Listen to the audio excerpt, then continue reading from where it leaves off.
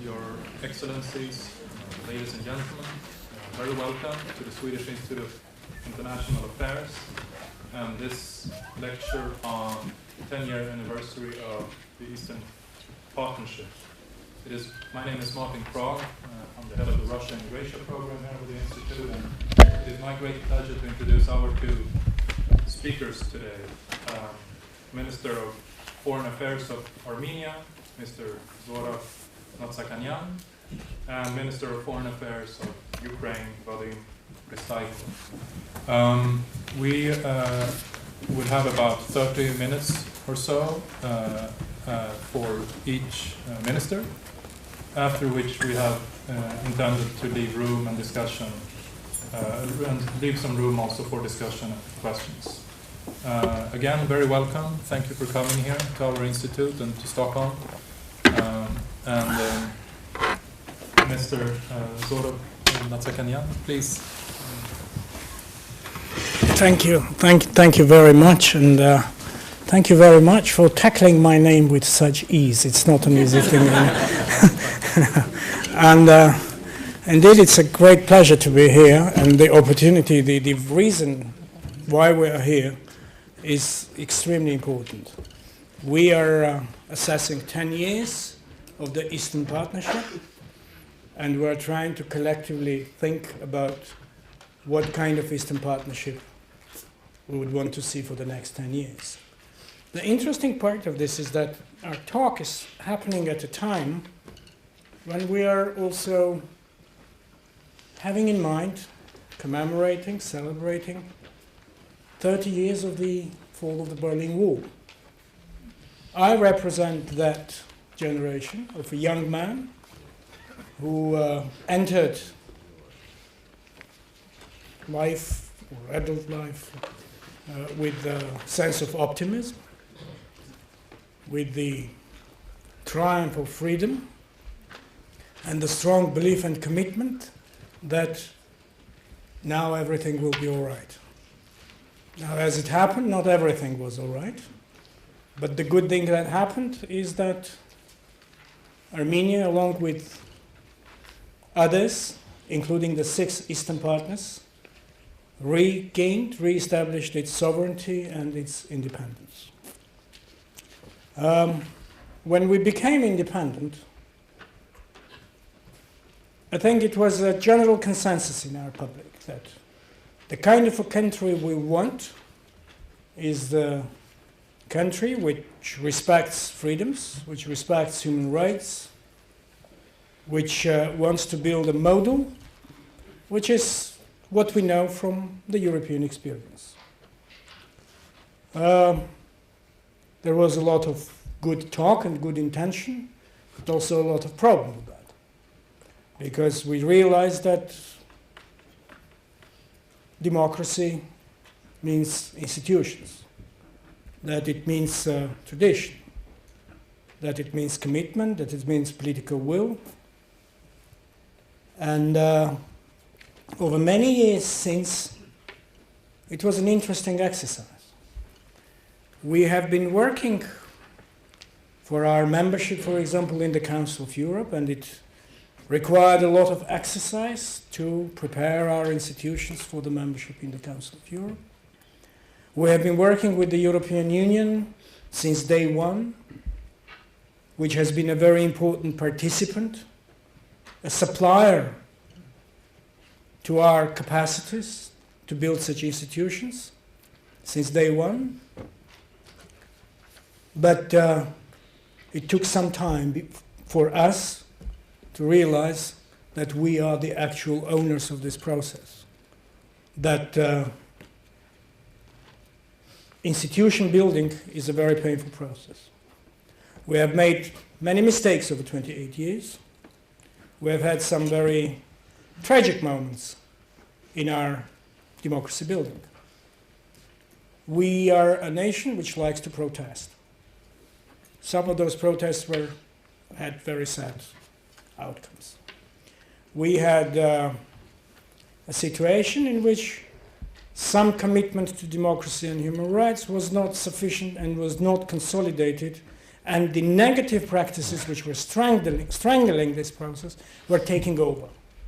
So we have known corruption, we have known oligarchy, we have known abuse of power, and as I'm saying, we have also known some tragedy. Then, interestingly, we were also observing an evolution and a generational evolution.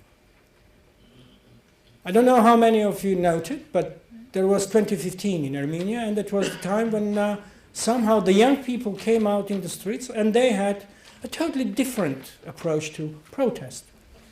I sometimes say we had the habit of the Bolshevik style of a protest, that you have to break down everything and build everything anew.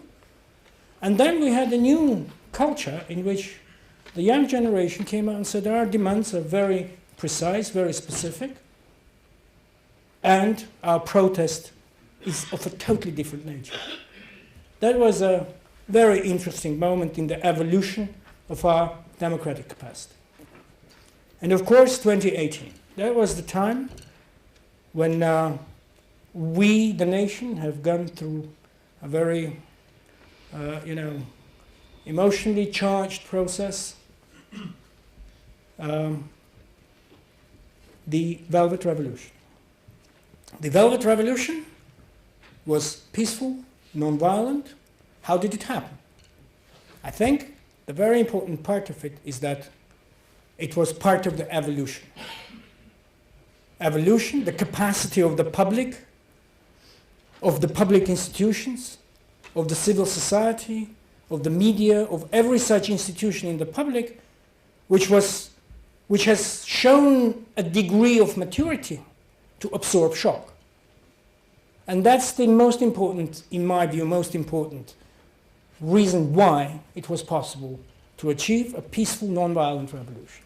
The capacity of the public to absorb shock and to achieve results. So when we did the revolution, there was a big question. Who are these people? What the hell is going on in Armenia? And where is the color? And what is the botanical expression of what is happening in Armenia? The Prime Minister lately has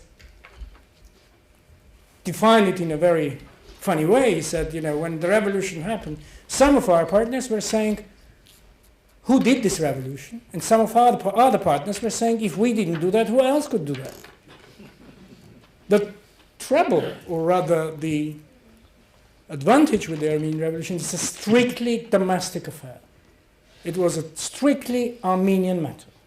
There was only one flag waved throughout this, in the streets and squares of Armenia, and that was the Armenian tricolor.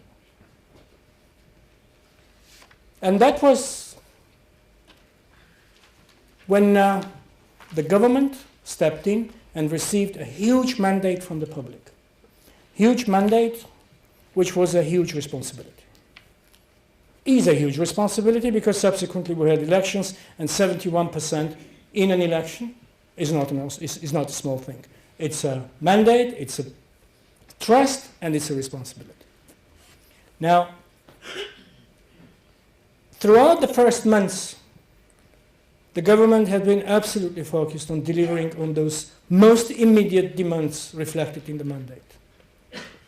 The questions of corruption, the questions of equal space, equal opportunities in economic and social life, the question of justice, the question of elections, and the political will has demonstrated its power, that you can address corruption head-on if you have the political will, that you can organize elections which are accepted by the public and by the political forces, and that is when you have shown the political will. But that is not enough. That's only the beginning. It's only a first step. Because consolidating these institutions is the most important challenge and the most important objective. To make sure that, irrespective of political will, the political institutions, the public institutions, do gain strength to sustain the model which is based on respect and strength of democracy, human rights, rule of law. And this is what we live through and live with today in Armenia. We have a very big challenge. For example, the judiciary. The judiciary is one such example in which we need to achieve a genuinely independent, impartial judiciary which enjoys the reasonable trust of the public. There can be no 100% trust, obviously, because in the judiciary someone wins and someone loses, but reasonable trust in the judiciary is the very, very important objective that we have today. And this is where also it shows the way in which we work in our international agenda. Our partnerships with the European Union, with the Council of Europe, with the individual members in the European Union are extremely important exactly for the purpose of consolidating our democratic tradition in Armenia. We have come to a certain level, we're building on, with full confidence we carry on. Then, what is happening if there is no geopolitics in our revolution, and we denied strictly any geopolitical context to our revolution? What is our foreign policy then? Our foreign policy is built in a very careful way to consolidate, to sustain the consolidation of our national security architecture. Now to demonstrate the point, we have two fundamental challenges to our security. One challenge is the unresolved Nagorno-Karabakh conflict. And that's a very serious security challenge.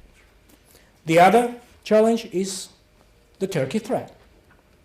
It's a security threat. The non-existence of relations with Turkey, the consistent denial of justice in the case of Turkey, the failure to build on what we have invested in with what many of you would know, the Zurich protocols, they, in combination with all those some other factors, they represent a serious security threat to Armenia. We have built our security architecture in a way which is complex, which is not easy, but which is justified. We have very important allied relationship with Russia. We work with Russia in various integration processes, including the security arrangement within the Collective Security Treaty Organization. Russia is a security supplier to the region and to Armenia. That is one important dimension. The second important dimension is the relations with the European Union and its member states. Now, when we say consolidating the role of the European Union in consolidating Armenia's development agenda, Armenia's democratic agenda, strengthening its institutions, being a partner and a participant in this process for 28 years, we look at it through the security prism. And the European Union, in that context, represents an important security provider, security supplier to Armenia in that particular context. The other important dimension in our security architecture is the relations with the United States. Also, for 28 years, an important participant in the regional processes, an important participant in Armenia's development agenda,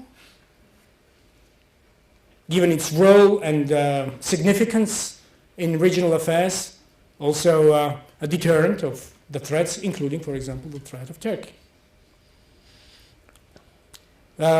Russia, a member of the European Union, France, and the United States, they are the co-chairmanship of the OSCE Minsk Group, which is the established, internationally supported, internationally established and recognized platform mandate within which we are tackling the peaceful resolution of the Nagorno-Karabakh conflict. In fact, a very rare thing, because despite the many disagreements, Russia, France, and the United States work in in a very good way, in a very good consensus within this format. And that is very valuable. Then, to continue with the way in which we build our architecture, we have very important strategic neighborhood with Georgia and with Iran. Also, with Georgia, we have a very important agenda, very important neighborhood, very dynamic relations. Over this year only, I think we had so many interactions, meetings, discussions on so many issues, and the agenda is from very specific as neighbors who have known each other for many, many centuries. From very specific to very strategic. The same concerns Iran. With Iran also a history of centuries of relations, history of coexistence, history of mutual respect. One of the best examples when Christianity and Islam live together in harmony and mutual respect. We have an important presence in Iran with important cultural heritage there, our compatriots. So this is the architecture within which we sustain our security. Of course, for the sake of time, I will be rather short on. I would rather skip the other dimensions of foreign policy, very important relationship with others in Asia, in the Middle East, in other parts of the world. As a small nation, we invest heavily in multilateralism. We depend on multilateralism. Effective multilateralism is very important. In that context, Eastern Partnership we view exactly as an important platform of multilateral cooperation within this context of the European Union and its Eastern partners. I don't like to say neighbors because I would rather insist that Eastern partners are the eastern flank of Europe because the relationship is built on shared values. On the important question of the Nagorno-Karabakh conflict. Just to make it very clear, from our prism, the issue, the problem concerns the human being. Our focus and our priority is the existential physical security of 150,000 of our compatriots in Nagorno-Karabakh. Now, why would I elevate this to such a critical level of existential physical security? We have reasons for that. We have the 70 years of the Soviet rule, or the rule in the times of Soviet Azerbaijan. We have the most devastating time at the beginning of the 90s, when we had a critical situation when there might be no question of Nagorno-Karabakh, because there might be no Nagorno-Karabakh. We are quite cognizant of those facts when 40% of the territory of Nagorno-Karabakh has been taken over, 40% of the population has been wiped out. We have a problem with the continued, as risks of escalation and rhetoric. The epitome of this is the Ramil Safarov case, when an Armenian officer was hacked to death in the middle of the night by an Azeri officer at a training course in Hungary. But that's not the end of the story, that's the beginning of the story. Because subsequently, by some arrangement, he was transferred to Azerbaijan, and he was received as a hero, with glorification. So killing an Armenian deserves glory. That's a very bad message, very bad signal. The attempted aggression in April 2016 is another very clear indication of why we elevate the question to most serious existential physical security threat.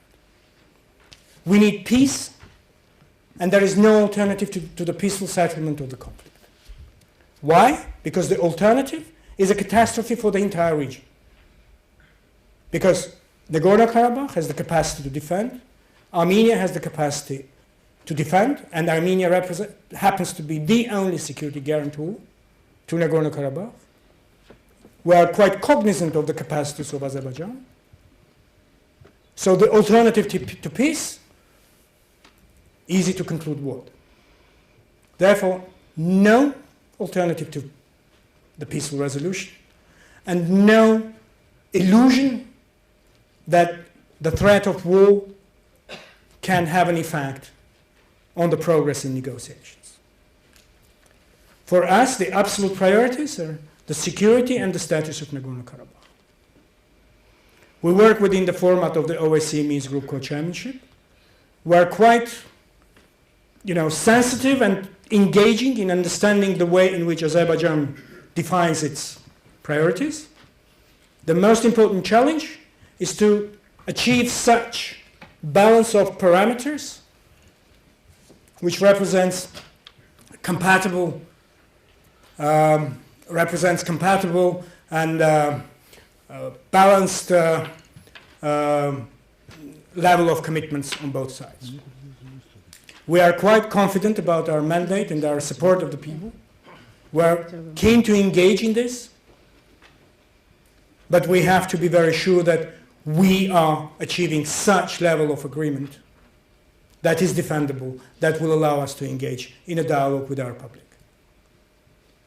On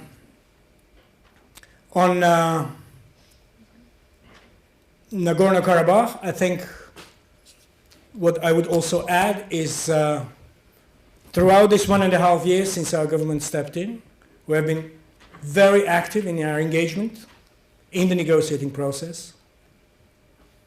With my counterpart, with my colleague Elmar Mammadiyarov, the Foreign Minister of Azerbaijan, we have had uninterrupted process of engagements and work within the OSCE Minsk Group Co-Chairmanship.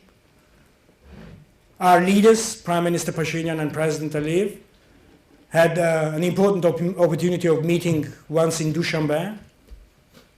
Then we had a formal meeting that was October last year, then a formal meeting in Vienna in March, and then there was lately another opportunity in Ashgabat within the CIS format, just in the margins, This is very important because what we also pay attention to is, A, we need an environment conducive to peace.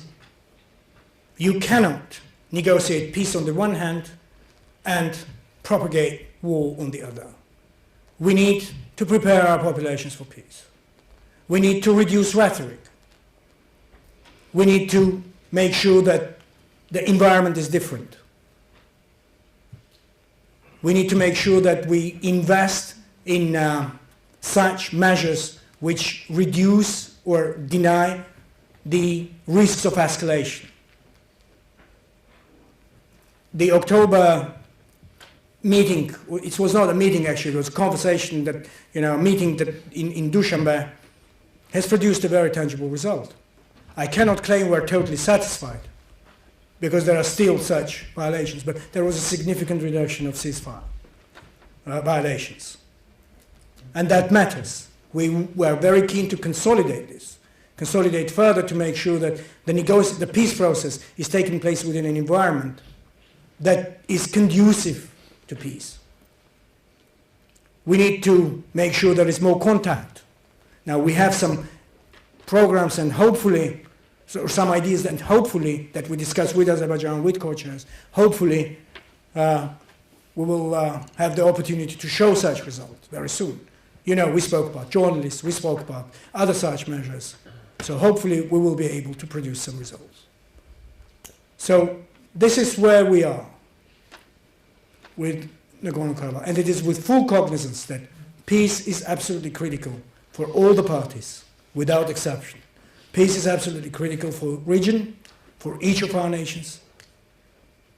Coming back to, I know I'm approaching now, the limit.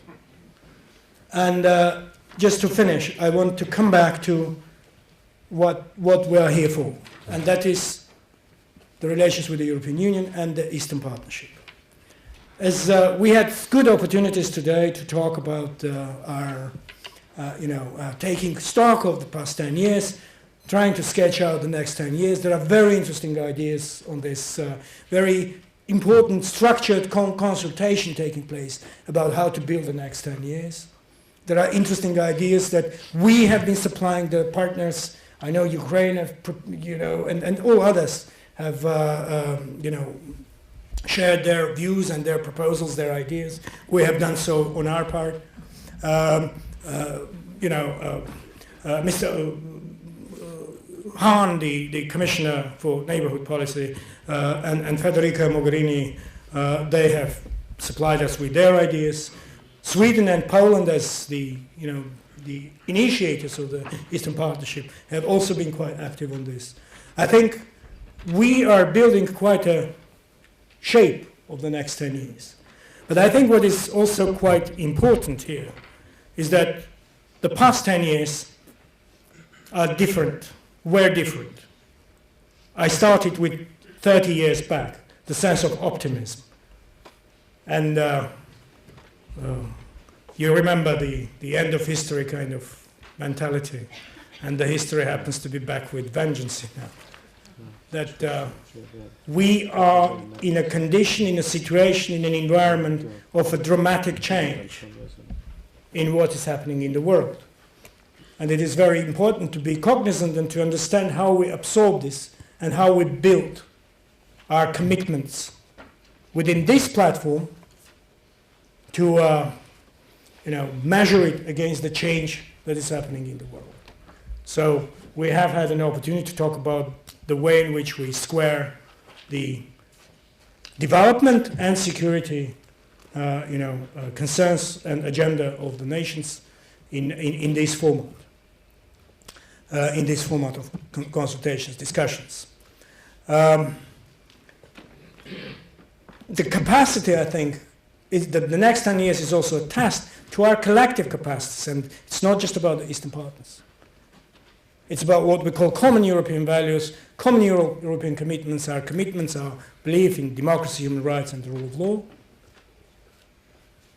This is a test that to what extent will we be able to be faithful to what we have declared as common shared values against the pressures of the global nature. There are specific tools, instruments about the way in which we consolidate small and medium industry enterprises or digital economies or whichever other way we use all the important mechanisms and instruments. But I think the big challenge is sustainability of values in building these relations of common Europe. Europe, which has known peace after the Second World War for 75 years, but which in fact shows some challenge. Sometimes, is it the limit of the human memory to remember the calamity? The strong leadership that we need, which is cognizant of the alternative of peace. This is also a dimension of Eastern Partnership. As I'm saying, Eastern Partnership is a multilateral platform. And it is about Europe. It's not neighborhood, it's Europe. I will stop there. I think I have consumed my 30 minutes. And I'm really very grateful for your attention. And I'm really glad, and I'm looking forward to hear my colleague, Vadim, and I'm sure we will have a good interaction on this. Thank you so much. Thank you for the opportunity. Thank you, Sweden.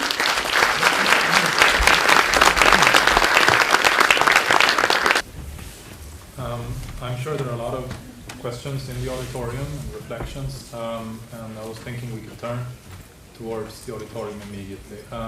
We will have microphones for you, my colleagues. Please state your name and also try to be brief. Yes, sir. Thank you very much. First of all, I would like to inform you about the Minsk. You asked what's happened to Minsk. Minsk produced one of the best refrigerators. We have a history that our conflict, they call it frozen conflict, because in means refrigerator, keeping decades. You should expect the same, I think. This is what about means. I have a question to Mr. Mnatsakanyan. How we know former Armenian President Robert Kocharyan arrested because he killed Armenian children in 2008 during the protests. Yes. Also, you forgot to state your name, so for the record. My name is Asimullah Zadeh. I'm from the Parliament of Azerbaijan. And also, we know that in Karabakh, in city of Khojaly, a lot of children and women were massacred and killed, and Robert Kocharyan committed a lot of military crimes. Are you ready to work together with us an international tribunal for just research of this type of military crimes?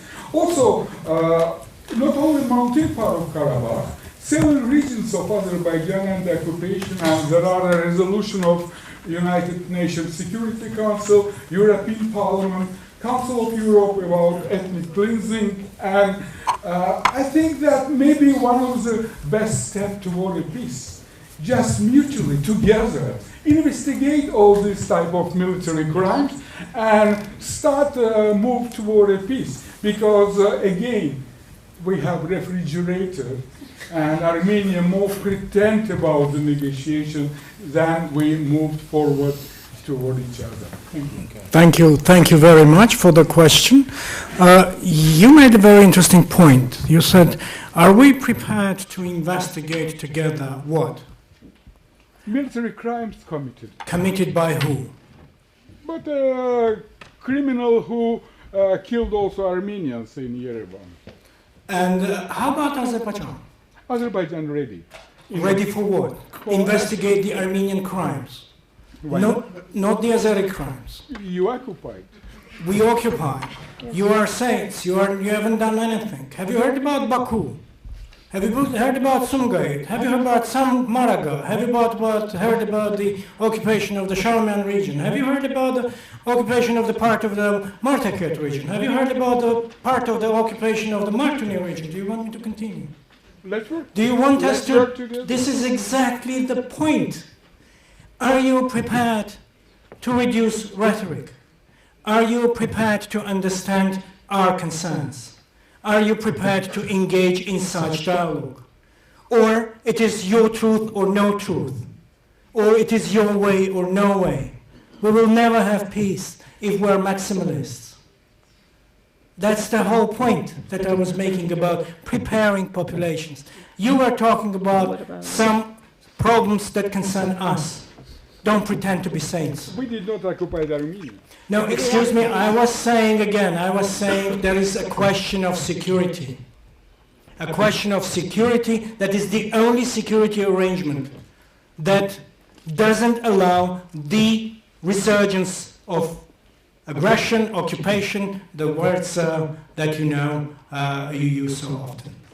Aggression, occupation, and existential physical security threat to our compatriots, 150,000 Armenians. They're humans, they have names, they have families, they have homes, they have their physical security concerns, and there is no other security arrangement than what it is today. This is what the negotiations are about, how to come to something which is not taking us to a maximalist demands by one party at the expense of the other. We will never achieve, whether it is a refrigerator from Minsk or whichever other part of the world, that will be a frozen conflict if we do not engage in a constructive way. Thank you. I will now use the moderator's prerogative to conclude the debate about Nagoya. Thank you. So we have a few more hands. I have a lady in the back, and also, sir, you can take your question first, and then we have the question from the lady in the back. Yes. Try to be succinct and. Okay. Oh, there was some confusion. Okay, yeah. so. My name is Bakhtiar, and I'm also from Azerbaijan, and we were closely following events in Armenia, like revolution, and we had some positive expectations that the new Armenian leadership will be much more constructive when it comes to Karabakh conflict, because we all understand that it is vital, the peaceful resolution of the conflict is vital for peace and stability and prosperity of the region, especially in the European region. But when I listen to you and to Nicole Pashinyan in DC, in Brussels, in other European capitals, I hear what you exactly said now, that you pretend to be saints. For example, you're, okay. Please. And okay, my question is very brief. How can you talk about peace when the Prime Minister of one country, of the EUP country, visits internationally recognized territories of the other EUP country and says that Nagorno-Karabakh is Armenia, and that's it. And also he calls for unification. So how can you expect peaceful resolution if you take complete opposite actions? We have heard the argument. We will have one more question, and then you can reply to the Nagorno-Karabakh. That's I promise it will be the final. And then we take the second question also from your side. Yes, please. My name is Voronetsky Valery. I represent Minsk.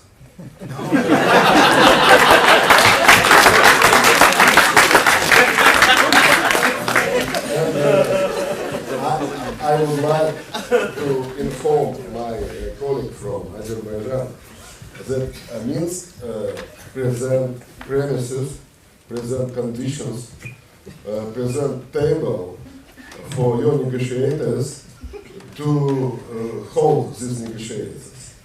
And we, I mean Minsk, don't take part and don't participate in your negotiations. That means that it's your problem how you skillful, how you can hold negotiations, and how you can achieve result. That's the problem. If you don't like Minsk, please, you can have a more favorable... Sorry, can you please try to ask the question? And as for, not question, but I would like to say that Minsk, as a capital of Belarus, is interested in stable development and prosperous development of our region. And that's why it's very friendly attitude to decide all problems which exists now in our region. Okay. It's our friendly attitude. That's enough. We are aware of this now. Okay, so I promise you, if there's one more question which on this same topic, we will have to shut it down, because we would like to continue the discussion about the Eastern Partnership and the reforms and the other things that will also have a chance to be discussed here. We had the mics here were asked, we had a lady in the back who was asking for the mic. Is there anybody who has the mic at the moment? Okay, yes, please, there. And on this side, yes, please. Right. So, please, commence. I want the lecture. Actually, well, no, my question is not about saying something about that, but I just really, it's a good opportunity for me to ask Minister. He mentioned about the January, well, he said that preparing people for peace, that's extremely important. And this, after the statement in January was emphasized, I'm really interested what has been done so far in Armenia in this regard. It's in Armenia? Well, okay, thank you. Okay. Got it. It was about, if I have an opportunity also to ask our MFA, I would ask. I'm just asking from your perspective, what has been done in Armenia or for the region in order to do it. Okay, I wasn't aware of. First of all, I want to refer to something very important, refer to what the distinguished member of Parliament of Belarus was saying. His message, I think, was very important. The message was about the sense of ownership of the peace process by those who are the actual stakeholders. You're absolutely right. It is first of all for Armenia, Azerbaijan, and Nagorno-Karabakh to bear the responsibility and to find a solution to the peaceful resolution of the Nagorno-Karabakh conflict. And that also refers to the question that I think Mr. Bakhtia was asking. Look, the way in which the Prime Minister was putting the message of a peace which is acceptable to the people of Armenia, to the people of Nagorno-Karabakh, and the people of Azerbaijan was a message that deserves to be reciprocated. That is a message which reflects on one very important premise in finding the solution. And that is that the capacity of the parties to look at the concerns of the other party and calculate that balance of commitments in a way that reflects the concerns of each party. That is the sense of having a solution which is acceptable to Armenia, Azerbaijan, Nagorno-Karabakh, to the people of Armenia, people of Nagorno-Karabakh, people of Azerbaijan. I think this is something which also builds on what the next question was about. The next question was about. That is the consistent test. The consistent test. Now, we have, as I've indicated, there are some proposals, some ideas on which we are trying to build. The way in which we can, depoliticize such people-to-people contact. Like we are having this politicized contact. We're trying to, blame each other. We're trying to be, to be ignorant of the other party, concerns. This is what this demonstration of a politicized discussion is exactly what we do not need. And I mentioned journalists. There are some various ideas, but we need, and there is a good understanding on both parties now that we're talking with my colleague, the Foreign Minister of Azerbaijan, to do it in a way, in a careful way, that we can sustain what we're trying to do now. Sustain that, creating the platform in which some experience can be generated of a careful experience so that we can continue and build on it. That, the journalist example I mentioned, that we can start generating a different narrative in our region, so far as the peaceful resolution of the Nagorno-Karabakh conflict is concerned. Thank you. All right. For Mr. Mnatsakanyan, I was wondering, you didn't speak a lot about the Eurasian customs. Yes. Armenia has joined a customs yes. bloc that was initiated by Moscow. And Armenia has also taken a step towards not as far as Ukraine, but still in its negotiations with the Eastern Partnership as well. How do you see these two blocs or these two initiatives as complementing or yes. as contradictory? Thank you very much for that question.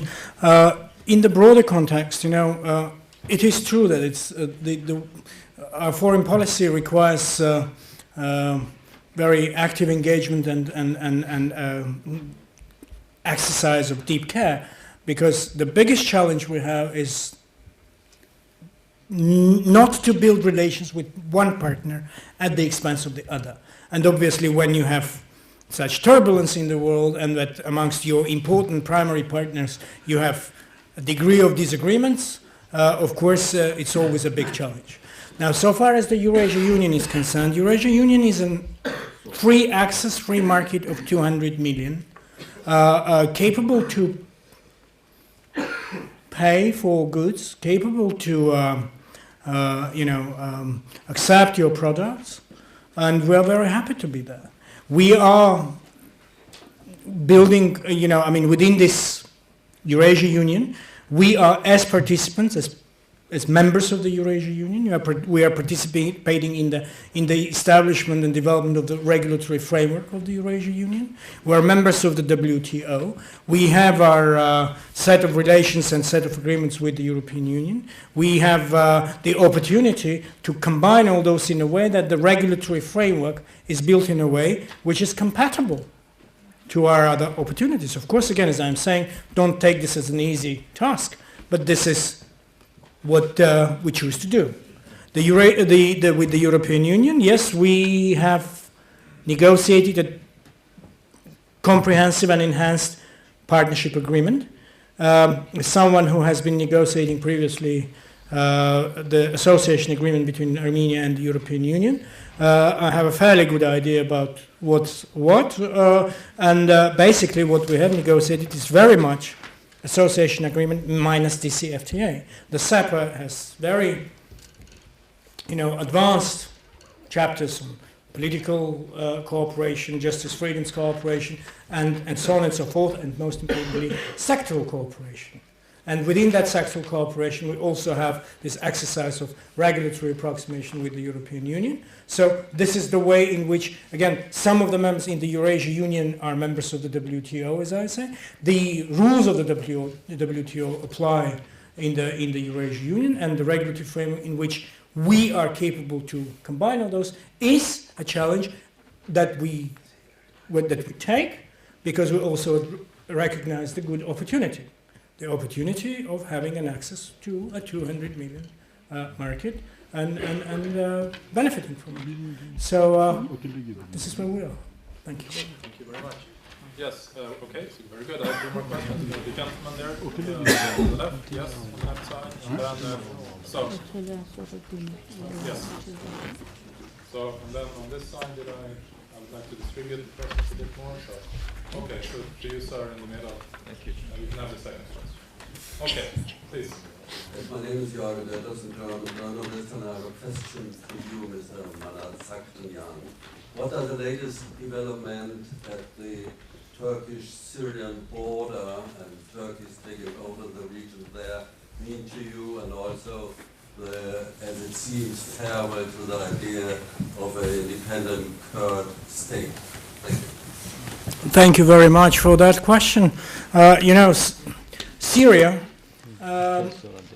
the conflict in Syria, the crisis in Syria, is of direct concern and relevance to Armenia. With Syria, we have a long history of relations. We have presence in Syria, significant institutional presence of people, institutionally established in Syria, cultural heritage. They are citizens of Syria. They are the civil population, civilian population of Syria, of Armenian origin. We, of course, have a direct interest and direct concern about what's happening and how it affects the civilian population in Syria, and how it affects particularly also our competitors, those who are also of Armenian origin. So our Armenians are concentrated mostly in such areas as Aleppo, Damascus, Kesab, and also Gamishli. Gamishli is the place with about 420 families, Armenian families, about 3,000 people, some more in some other parts towards further towards northeast. Of course, when the developments have taken such turn that they resulted in the invasion by Turkey, invasion of the northern part of Syria, of course, it raised concerns for us as well. We have been working very closely with our compatriots through the institutions. We have diplomatic presence in Damascus. We have Consulate General in Aleppo. We provide humanitarian assistance, humanitarian mission we have in Aleppo with doctors and deminers. We have been in consultation with various partners to just assess and see the way in which we can be helpful to the civilian population of Syria. As I am saying, we're very careful not to make a distinction, because our compatriots are Syrian citizens. of Armenian origin. And our concern is about the civilian population of Syria in general as well. So at the moment, it so happens that it seriously concerned that the declared so-called security zone was aimed at 440 kilometers, to extend to 440 kilometers to of the northern Syrian border. Now, further developments are such that this area is limited to about 100 plus 110, 120 kilometers between Tel Aviv and Ras Al Ain. We intend to move on with further steps in being helpful in strictly humanitarian terms,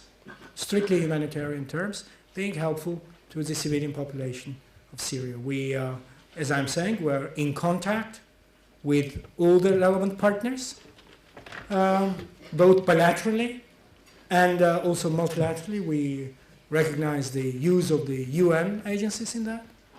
So this is more or less in where we stand, where we are. It is a matter of concern, has been always a matter of concern, because again, just to understand clearly, Armenia, the Syrian citizens of Armenian origin, that population has been well over 100,000 people. Well over 100,000 people before the start of the crisis. Again, institutional, with heritage, with presence, in every sense. Now it's less than 20,000.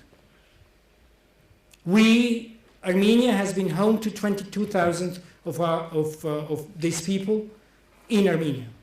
We have been through a phase in which we have accommodated them.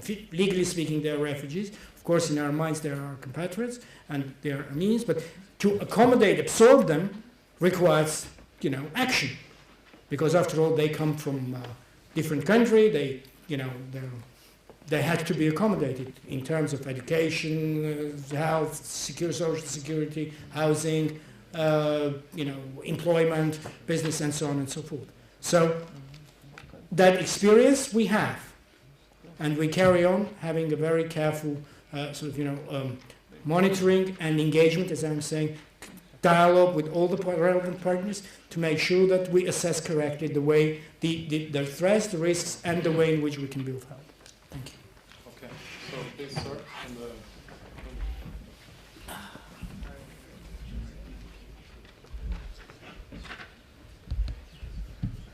Hello, my name is Mikhail Weinstein. I'm from Armenia.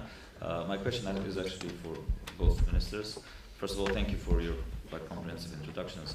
And it's quite symptomatic that both of you have mentioned security and stability as, while speaking about the past and the future of this partnership, you prioritize the security and stability issues.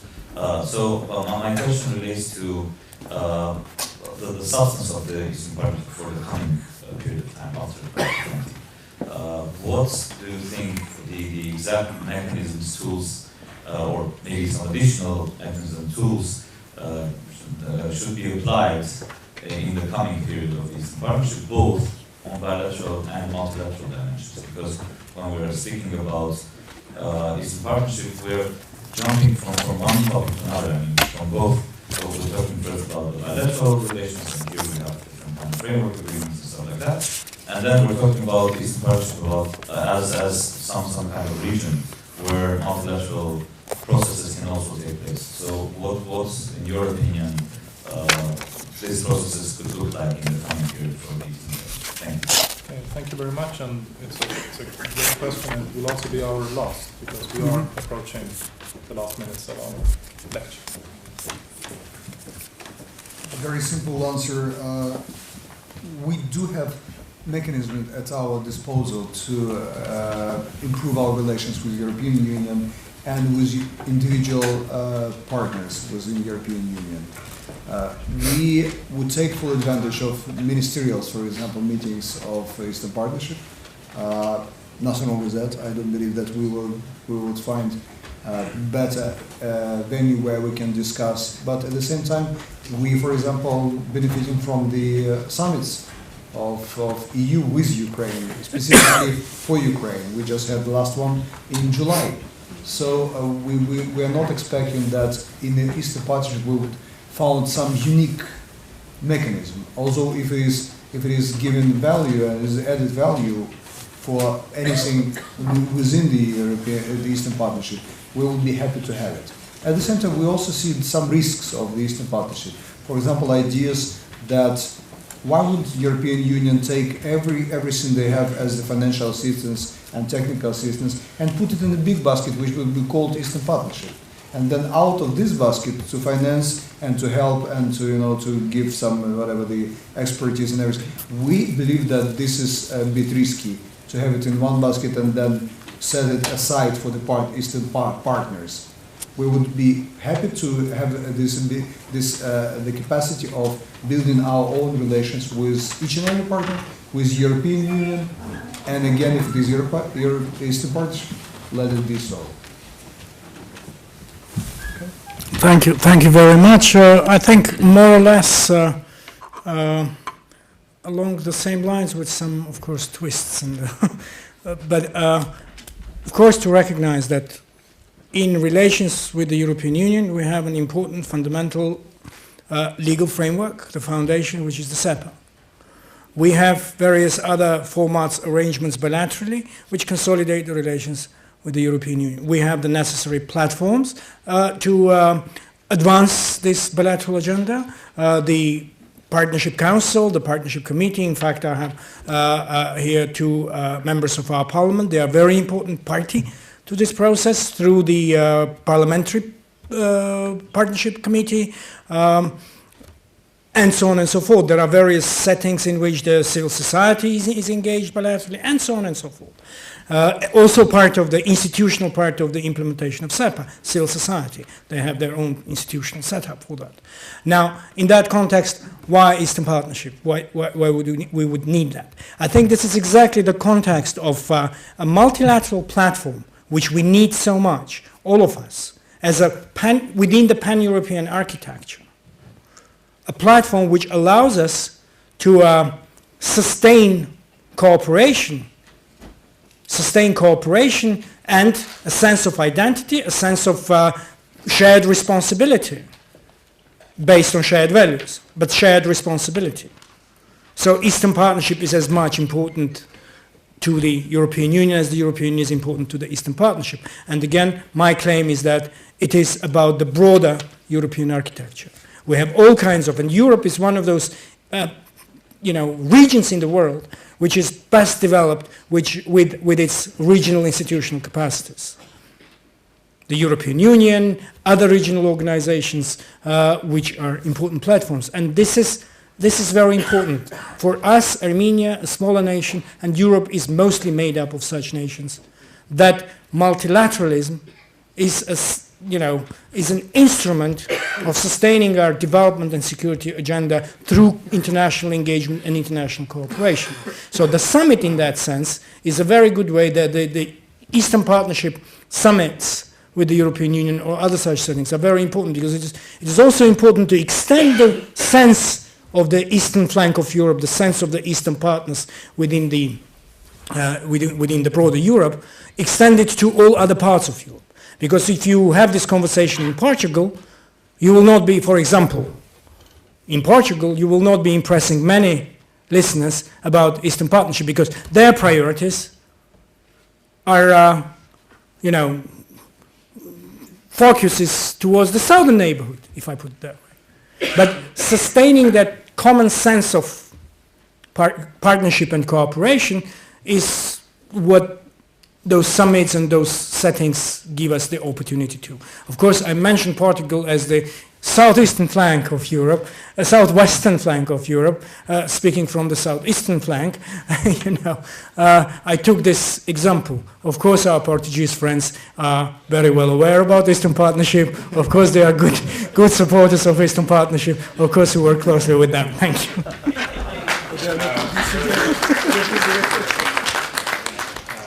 And we thank both of the ministers with a round of applause. Thank you very much.